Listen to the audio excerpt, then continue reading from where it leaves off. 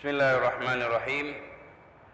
Alhamdulillahi rabbil alamin wa afdhalus shalah wa azkat taslim ala sayyidina Muhammadin wa ala alihi wa ashabihi ajma'in.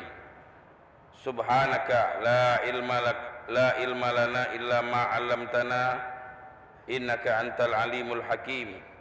Rabbi shrah li sadri wa yassir li amri wahlul 'uqdatam min lisani yafqahu qawli wasaddid fi lisani wahdi qalbi bihaqqin Nabi Muhammad sallallahu alaihi wasallam wa alihi.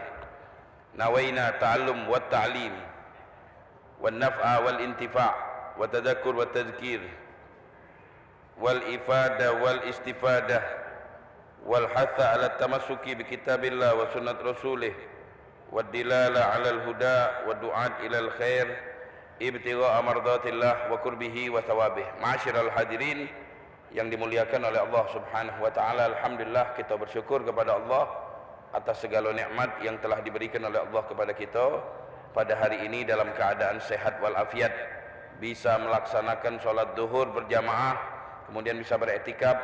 Mudah-mudahan Allah memberkahi waktu kita, memberkahi umur kita, memberkahi harta kita, dan mudah-mudahan memaafkan kesalahan-kesalahan kita, amin ya rabbal alamin. Melanjutkan pembacaan kitab fikih di dalam bab salat Jumat dan yang berkaitan dengan salat Jumat. Qala wa faraiduha salah satun. Sebelum melaksanakan salat Jumat ada keharusan yang harus kita lakukan, yaitu berkhutbah. Jadi yang pertama khutbatani, dua khutbah. Khutbah dalam salat Jumat harus ada khutbah. Jadi yang membedakan sholat Jumat dengan sholat duhur, sholat asar, maghrib yang lainnya, kalau sholat Jumat didahului oleh dua khutbah. Dalam hadis yang diriwayatkan oleh Al-Imam Bukhari dan Muslim disebutkan annahu sallam, bahwasanya Nabi Muhammad kana yahtubu yaumal jum'ah khutbataini. Rasulullah di hari Jumat khutbahnya dua khutbah. Yajlis bainahuma, di antara khutbah pertama dan khutbah kedua ada duduk. Jadi kalau tidak duduk dianggap satu khutbah. Wa kana fi sadril Islam ba'da shalah. Dulunya di awal-awal Islam itu khutbahnya habis salat. Jadi di awal Islam itu salat Jumat dulu. Habis salat Jumat, kelar salam, baru khutbah kayak salat Id. Idul Fitri, Idul Adha, itu habis salat kalau. Di awal Islam kayak gitu. Jadi salat dulu baru dia khutbah. Faqadimal Kalbi, Dihya al-Kalbi.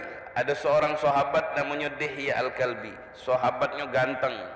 Malaikat Jibril kalau datang banyak menyerupai wajah beliau ini. Nama sahabatnya Dihya al-Kalbi. Dia datang bitijaratin minasyam. Jadi habis sholat Jumat khutbah. Tahu-tahu ada rombongan ngawak barang dagangan. Wa Nabi SAW yahtubu lil Jum'ah, sedangkan Nabi Muhammad lagi khutbah Jumat. Mereka itu kalau ada rombongan dagang, barang-barang dagang pasar, itu bertabuhan. Ada yang bertepuk tangan, ada yang nabuh gendang. Jadi menunjukkan ada pasar datang. Pasar kaget istilah gitu ya. Sedangkan Nabi lagi khutbah. Tahu-tahu yang ada di masjid itu tegak galau. Lagi dengarkan khutbah tegak keluar. Tidak tersisa di masjid itu kecuali 12 orang. Ada yang mengatakan 8 orang, ada yang mengatakan 40 orang. Nah, jadi makanya sholat Jumat itu wajib dihadiri 40 orang. Karena ada pendapat yang mengatakan 40 orang. Waladhi nafsi biyadih, kata sahabatnya, kalau demi jiwaku di tangan Allah, ini bersumpah, seandainya semasjid itu keluarga lo, pasti turun bala dari Allah. Tapi alhamdulillah masih ada yang tetap di masjid tadi itu. Barulah setelah itu turun ayat surah Jumat itu. Ya ayyuhalladzina amanu idza nudiya lis-salati min yaumil jum'ah fas'au ila dzikri wa dzarul bai'. Dzalikum khairul lakum in kuntum ta'lamun. Fa idza qudiyatis shalah fantashiru fil ardi wabtaghu min fadlillah wazkurullaha katsiran la'allakum tuflihun. Nah ini ayatnya. Wa idza ra'au.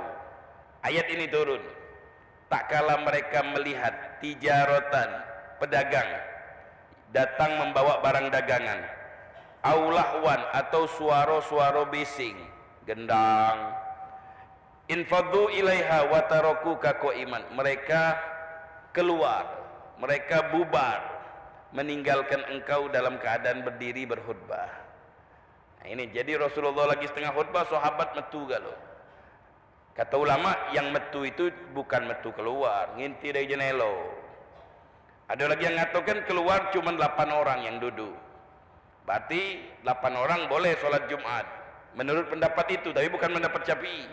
Ada yang mengatakan yang netap di masjid itu cuma 40 orang. Tidak keluar dari masjid. Nah dari situlah dirubah oleh Nabi Muhammad khutbah Jumat sebelum sholat. Sampai saat ini khutbah Jumat sebelum sholat. Kalau seandainya zaman ini kayak sholat Idul Fitri, sholat Jumat dulu habis khutbah, oh paling tidak yang nyago langgar denger khutbah, sama berapa ikut wong tua yang daripada ngantri keluar denger balik kalau. Nah, jadi itu kata ulamanya, setelah kejadian ini, setelah turun ayat ini, khutbah Jumat itu sebelum sholat. Khutbah dulu, habis khutbah baru sholat. Dalam hukum Islam ini khutbah-khutbah yang disunnahkan atau yang dianjurkan dalam sholat itu ada 10 khutbah. Yang pertama khutbah hari Jumat untuk sholat Jumat. Itu rukun daripada rukunnya sholat, harus ada dahulu orang khutbah. Fardunya sholat khutbah Jumat.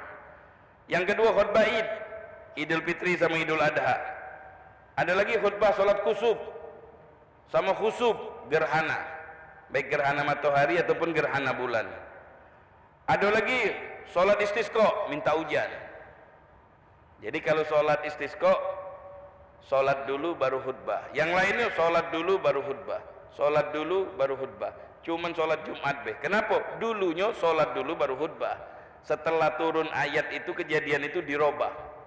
Dia jadi khutbah dulu baru sholat. Kemudian sisanya khutbah haji. Khutbah haji itu khutbah di tanggal 7. Waktu tanggal 7 Zulhijjah itu ada khutbah haji yang pertama. Kemudian di Masjid Namiro yang ada di Arafah itu Masjid Namiro. Masjid Namiro itu khutbah juga, namanya khutbah Yaum Arafah. Kemudian khutbah di Mina tanggal 10 waktu Hari Raya. Ada khutbah juga untuk jamaah haji, cuman jarang yang dengarnya, banyak yang sibuk kalau. Yang keempat khutbah di Mina tanggal 12. Khutbah nafar awal namanya. Nah itu khutbah dalam hukum Islam. Kemudian waktu khutbah apapun, khutbah Jumat, khutbah Idul Fitri, khutbah Idul Adha, khutbah haji, sholat istisqa, itu sunnahnya di pucuk mimbar. Kenapa? Karena kalau di pucuk mimbar itu lebih terdengar yang di belakang denger, karena khotibnya lebih tinggi. Itu sunnahnya. Kalau tidak ada mimbar, ya tempat tinggi baik. Membaikkan mimbar kecil, tegak ke khotibnya. Kemudian yang membuat tangga itu baru itu. Dulunya tempat tinggi, tidak ada tangga. Akhirnya biar lebih tinggi lagi dibuatkan tangga untuk khutbah tadi itu. Jadi sebelum sholat Jumat harus khutbataini, 2 khutbah. Yajlisu bainahuma, antara 2 khutbah harus duduk khotibnya. Kalau tidak duduk tidak sah, dinamakan 1 khutbah berarti. Biasa ada Bilal teriak itu, Allahumma sholli ala sayyidina Muhammad wa ala ali sayyidina Muhammad. Duduk itu paling lama godrut tuma'ninah fi shalah, selama dia tuma'ninah di dalam sholat. Kalau tidak bisa duduk, maka mutaji lau ajaza anil qiyami wa khutbah qaidan sahha. Seandainya tidak bisa berdiri, duduk, tidak bisa duduk, berbaring. Cuman kita kalau tidak bisa tegak, ustaz yang tidak datang, ganti ke khotib baru. Kalau sakit-sakit suruh khutbah, kalau lagi ngelundung dari pucuk, mana kita kalau ustaz nyampak dari pucuk, pusing misalnya, ya digantikan. Jadi harus khutbah. Kemudian rukun-rukunnya khutbah, ada syaratnya khutbah. Yang pertama membaca alhamdulillah.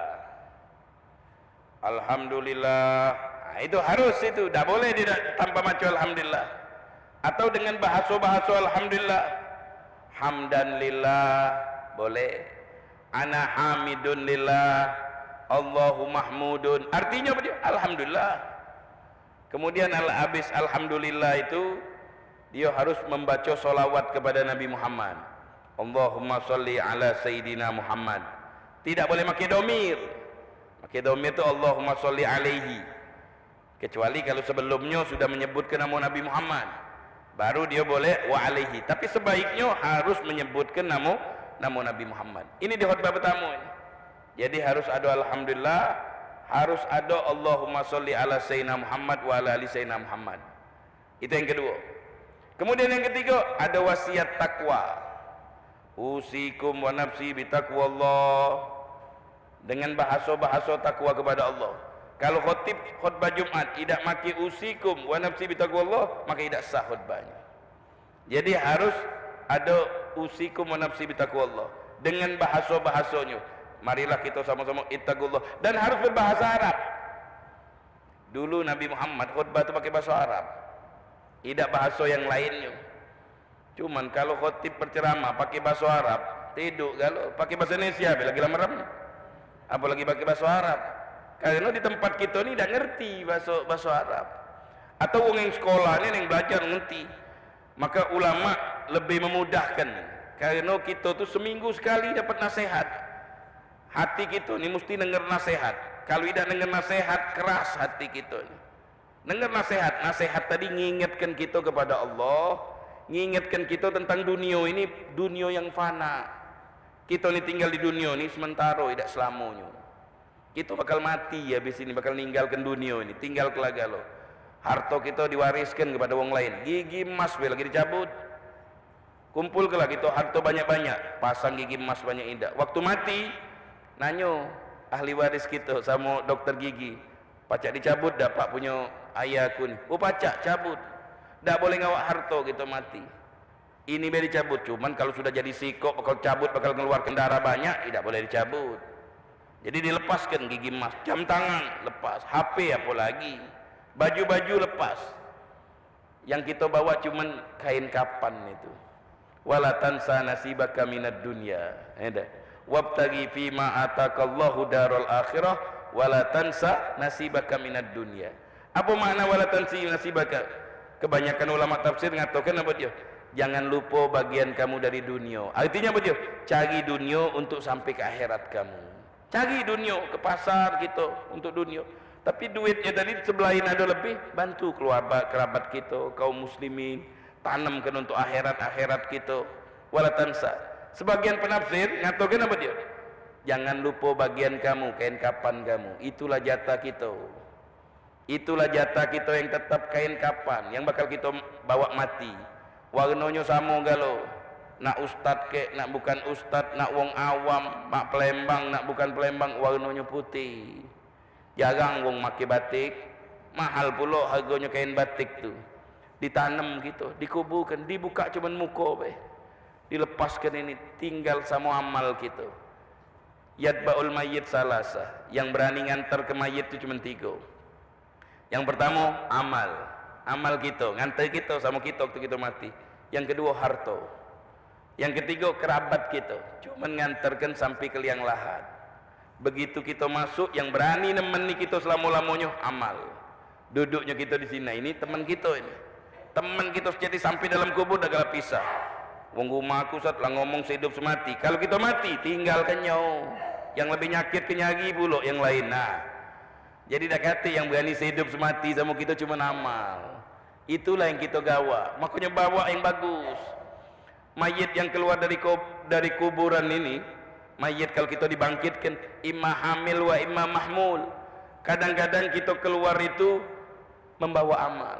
Kadang-kadang kita keluar dari kubur itu memikul dosa. Nah jadi gawa amal atau mikul dosa? Gawaan amal sedikit, pikulan kita banyak. Jangan gawa pikulan.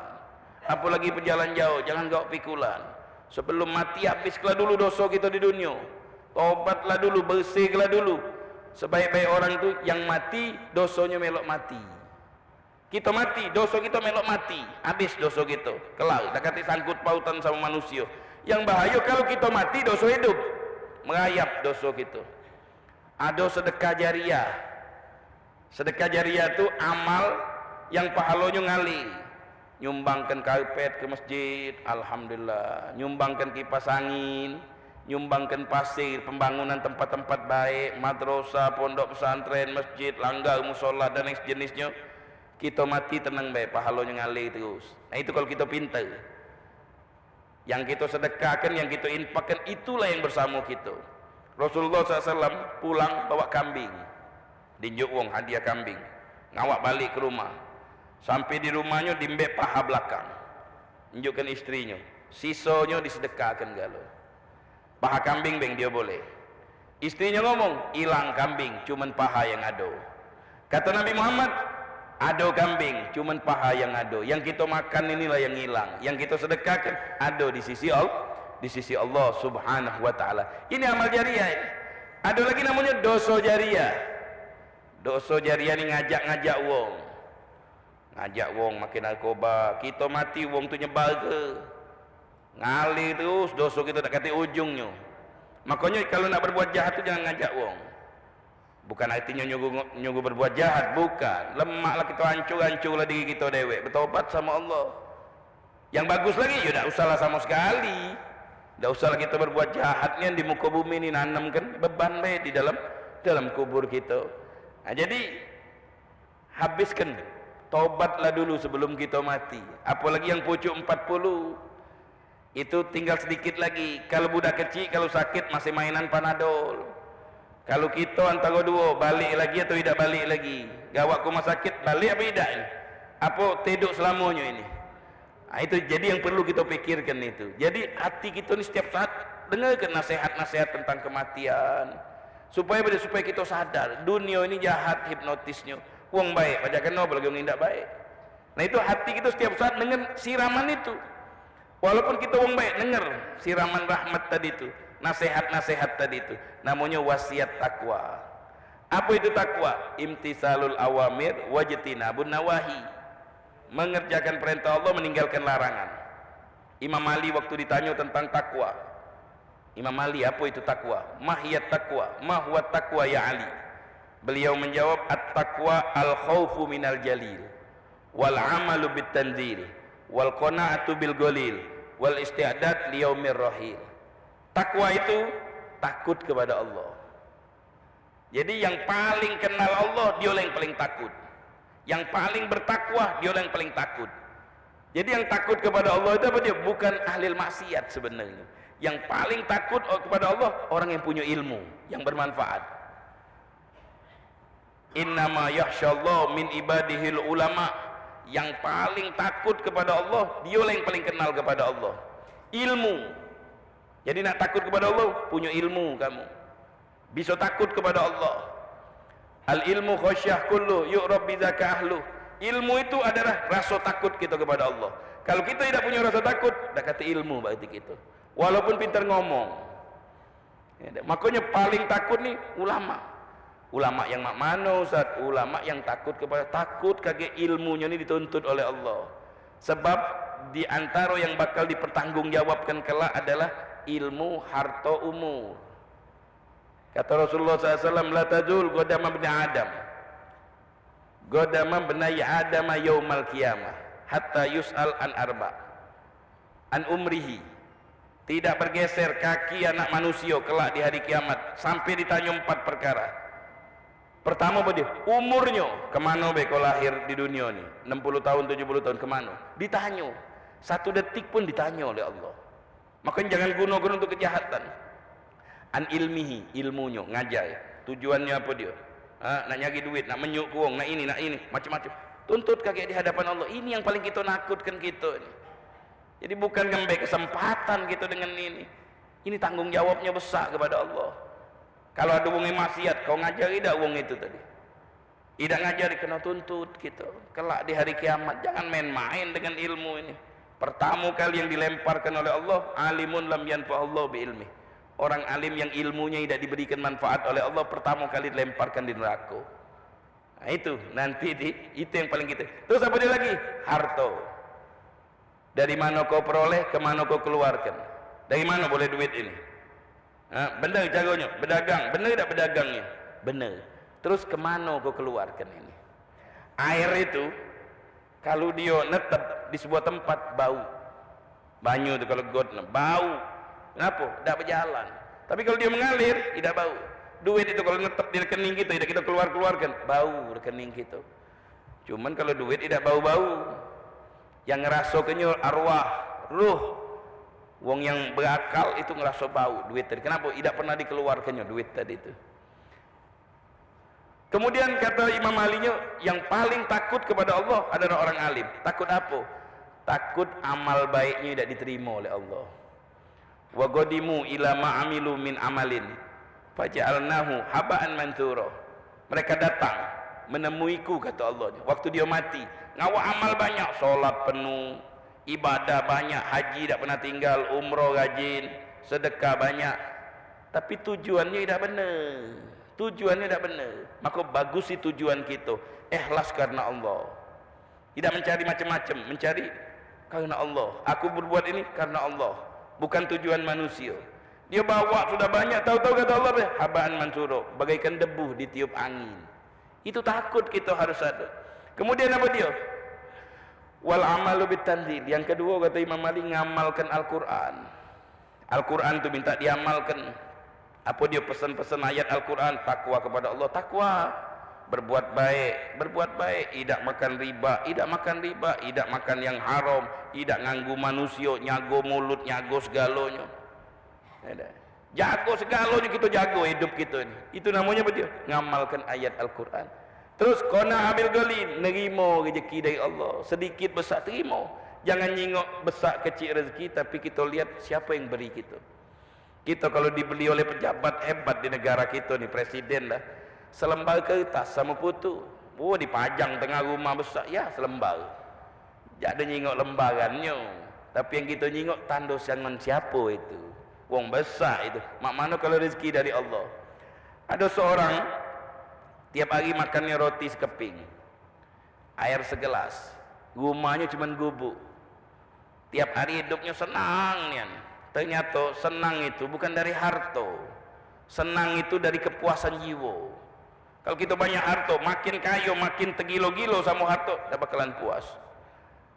Ibnu Adam, kata Rasulullah, Ibnu Adam, seandainya dia punya lembah dari emas, dia tak bakalan puas, pengen dua. Njo lembah emas dui kok, tidak puas juga, pengen tiga. Sampai kapan? Hatta mala'abat nahu turab, sampai perutnya diisi tanah, mati, baru puas. Nah, jadi kita tidak bakalan puas. Kalau kita ngerasa puas dengan rezeki kecil, kalau kita mandang Allah pemberi kita, dia punya air segelas, roti sekeping, dia ngatakan aku wong kayo, punya galo katanya. Ma'un wa khubzun wa dhillun hadza naimun ajal. Ini nikmat yang sangat besar.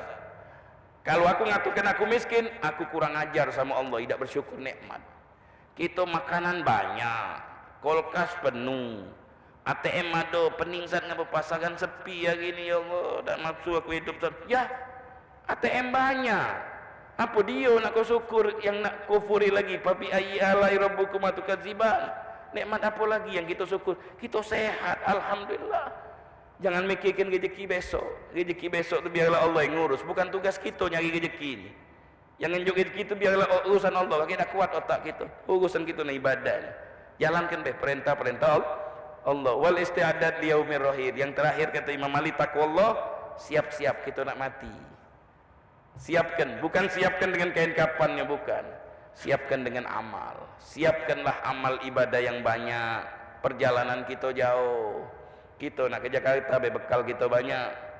Nyak kayu putih, nyak angin, aku galak mabok Ustaz. Anduk dua, tiko anduk kecil, tiko anduk besar. Celana tiga, sarung ini, ATM penuh. Itu deh.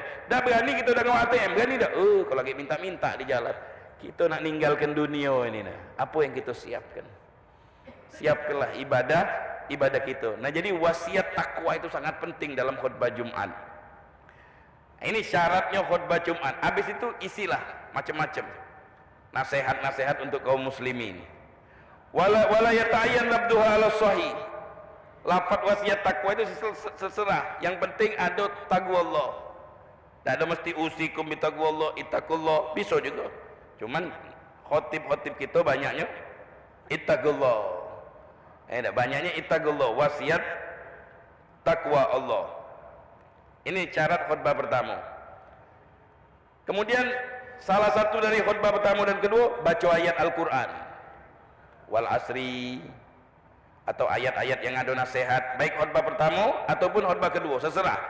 Kalau khutbah pertama sudah baca, khutbah kedua tidak usah baca lagi.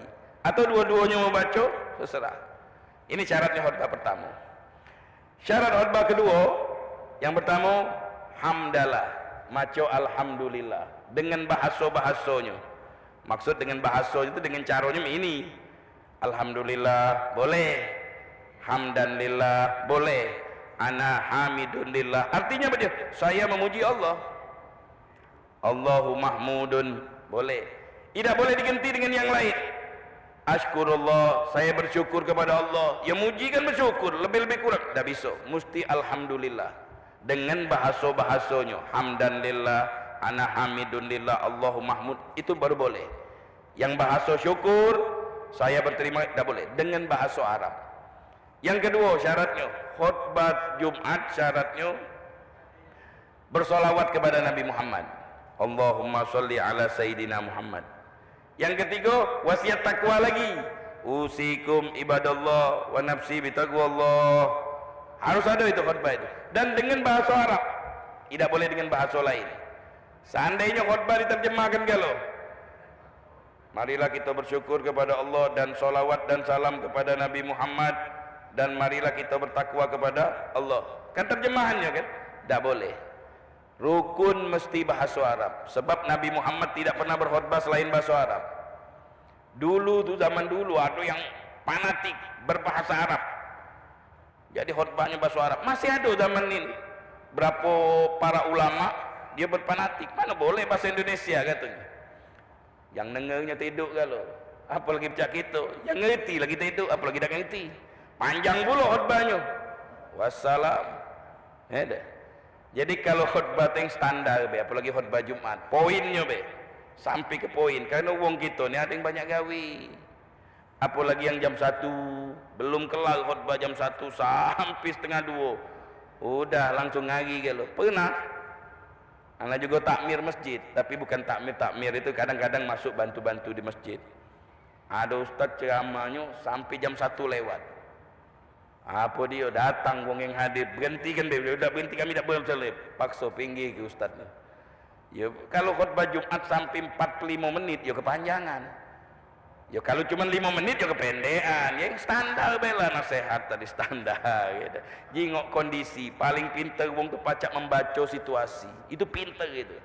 Situasi di sini wong mano ini, oh ini wong kantor. Kesian dia ni jam 1 dimakan. Dia ni solat ni Ustaz, Masya Allah kadang belum makan Ustaz. Habis ini marahi bosnya non muslim pula. Kan kesian tengok dia. Dia lah solat lah Masya Allah, duduk di masjid dari jam 12 tu etikaf. Nah kita toleransi, kasihan lah. Supaya dia ini, bukan artinya singkat padat, bukan. Artinya ya minimal yang normal-normal 20 menit. Ada. Khutbahnya tadi 20 menit itu lumayan panjang, 12 atau 30 menit. 30 menit itu masih normal. Masih normal dia. Cuman kalau khutbah Jumat 2 jam kan belagi galau. Panjangan sampai jam 2. Nak balik pula wong ada yang di pasar, ada yang nyari nafkah. Jadi yang standar-standar be dalam khutbah. Kemudian yang terakhir, rukun khutbah yang terakhir, doa lil mukminin wal mukminat. Allahumma ighfir lil mu'minina wal mu'minat wal muslimina wal muslimat. Itu rukunnya khutbah. Harus itu, tidak boleh tidak ada. Kemudian wa yusytaratu an yusmi al khatib arkanal khutbah al arba'in. Khatib berkhutbah ngangkat suaranya. Sekarang tidak usah ngangkat lagi, ada speaker. Mungkin ini zaman dulu, minimal didengar 40 orang. Makanya waktu khutbah Jumat, kalau nak tidur jingok-jingok dulu. 40 dah yang bangun ini.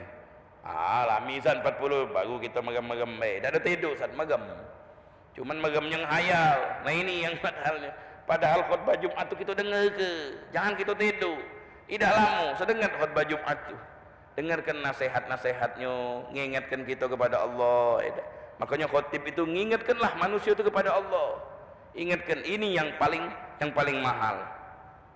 Jadi syaratnya khutbah Jumat menurut mazhab Imam Syafi'i didengarkan oleh 40 laki-laki yang balik.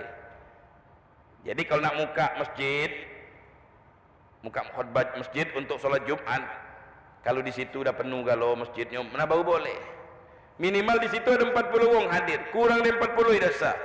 Sholat Jumat dihadiri 39, 38 tidak sah. Dia harus pindah kampung situ. Kenapa? Kurang. Itu menurut mazhab Imam Syafi'i. Zaman Covid tadi itu kacau galau gitu ya. Dilanggar kadang sholat, disimak mana Ustaz? Nah itu mazhab yang mana lagi gitu. Karena ada yang ngatakan minimal sholat Jumat itu 8 orang, 12 orang. Ada lagi yang ngatakan lebih. Dari mana ini hilaf? Dari hadis tadi itu. Waktu Rasulullah lagi khutbah, tahu-tahu rombongan dagang datang, keluar. Nah yang ngatakan 40, yang duduk di masjid itu 40. Ada yang ngatakan tadi itu apa dia? Yang keluarnya tadi itu tidak keluar sampai keluar. Cuman lihat dari jendela beu rombongan dagang. Baru mereka masuk kembali. Kemudian antusolli rakataini jama'atan. Nah, wa yushtaratul muwala baina kalimatil khutbah wa bainal khutbatain. Antara dua khutbah harus muwala. Khutbah pertama duduk. Kira-kira tumaknina duduknya itu. Atau bigodri kul wallahu ahad atau inna anzalna. Tegak lagi khutibnya, khutbah yang kedua. Khutbah pertama duduk, kewuduk dulu khutibnya, kamar mandi dulu. Lama kamar mandi dia ni, batal khutbah kedua. Nah, jadi harus antara khutbah pertama dengan khutbah kedua tu bersambung. Tak bersambung. Habis khutbah pertama langsung tegak khutbah kedua. Jangan pindah-pindah lagi empat lain. Kalau farraqa baina kalimati walau biudhin batalat. Seandainya dipisahkan antara khutbah pertama, kakek solat dulu atau ngawikan yang lain dulu baru khutbah kedua, maka tidak sah khutbahnya. Kalau khutbahnya tidak sah, otomatis solat Jumatnya tidak sah. Karena solat Jumat itu syaratnya, rukun fardunya harus didahului dua khutbah. Kemudian isyratu biha satrul aurat, jangan terbuka aurat, karena khutbah itu sama dengan solat, cuman boleh ngomong. Jadi jangan terbuka aurat khutibnya itu. Karena kalau terbuka aurat batal khutbahnya. Harus mengulangi lagi khutbahnya. Kalau khutbahnya batal, tidak diulangi lagi, khutbahnya tidak sah. Kalau khutbahnya tidak sah, maka otomatis solatnya tidak sah. Wa taharatul hadas wal khabas fi saubin wal badan makan. Tempat suci, badan, khutibnya punya wudu. Jangan batal wudu. Kalau batal wudu, maka ngulangi lagi khutbahnya. Kalau khutbah pertama, khutib batal, kamar mandi dulu, wudu. Kalau cepat, tidak terlalu lama. Berapa lama lah Ustaz kira-kira? Lamanya itu kira-kira 2 rakaat solat ngebut. Ya taruhlah semenit setengah atau 2 menit lah. Cepat khutibnya kamar mandi, wudu, lanjutkan khutbah kedua. Tapi kalau panjang nian, nak kamar mandi dulu, buang hajat kecil dulu. Habis itu, ayo nak mandi dulu, aku ngantuk Ustaz. Ngulangi dari awal lagi khutbahnya tadi. Itu kalau panjang nian. Kemudian yang ketiga syaratnya, solat Jumat itu 2 rakaat berjamaah. Solat Jumat itu cuma 2 rakaat, tapi dilakukan berjamaah. Tidak boleh dilakukan sendirian. Harus syaratnya itu berjamaah. Inilah syarat-syarat atau fardu-fardu daripada solat Jumat. Mudah-mudahan Allah menerima amal baik kita, menerima Jumat-Jumat kita, menjadikan kita manusia yang lebih baik, yang lebih bertakwa kepada Allah Subhanahu wa taala, dan mudah-mudahan selalu diberikan taufik, diberikan hidayah, dipandang oleh Allah, dijaga dari segala musibah, dari segala kejahatan. Anggota kita dijaga daripada maksiat. Wong yang baik itu wong yang terjaga, anggota tubuhnya tidak maksiat, itu wong yang baik.